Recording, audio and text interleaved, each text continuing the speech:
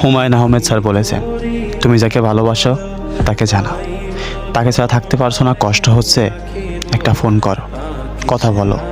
যাকে ভালোবাসো তাকে সবটা বলে দাও। তুমি জানো, তুমি তাকে ভালোবাসা প্রকাশ করলে সে তোমার ভালোবাসা সম্মতি করবে না।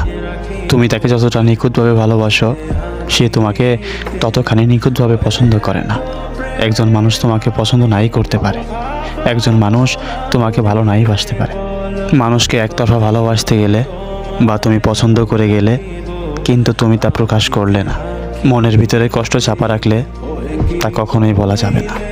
মনের ভিতরের ভালোবাসা গোপন রাখাচ্ছে ওকে বলে দিয়ে মনের ভিতরের কষ্ট কমিয়ে নেওয়া অনেক ভালো। সারা জীবন কষ্ট চাপিয়ে কাউকে না বলে নিজের ভালোবাসা প্রকাশ করে না পাওয়া অনেক ভালো। সত্য কথাগুলো অসহ্য হলেও এটা নিজে না বলে সারা জীবন একতরফা ভালোবেসে যাও। তাকে না পাওয়া, তার সাথে কথা না বলা, মনের ভিতর সারা জীবন জমা একটা যন্ত্রণা থেকে যাবে। যেতে হবে যেটা আপনার জীবনকে সারা জীবন বহন করবে। এই যন্ত্রণা থেকে বাঁচতে চাইলে যাকে ভালোবাসেন, যাকে আপনি পছন্দ করেন, যার সাথে আপনি সারাটা জীবন থাকতে চান, তাকে বলে দেওয়াটাই ভালো।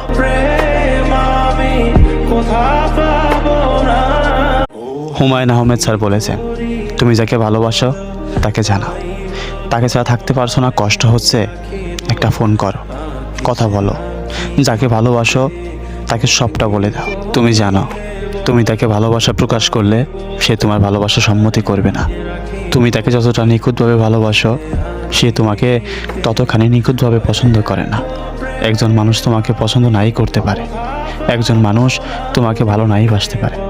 মানুষকে একতরফা ভালোবাসতে গেলে বা তুমি পছন্দ করে গেলে কিন্তু তুমি তা প্রকাশ করলে না, মনের ভিতরে কষ্ট চাপা রাখলে তা কখনোই বলা যাবে না।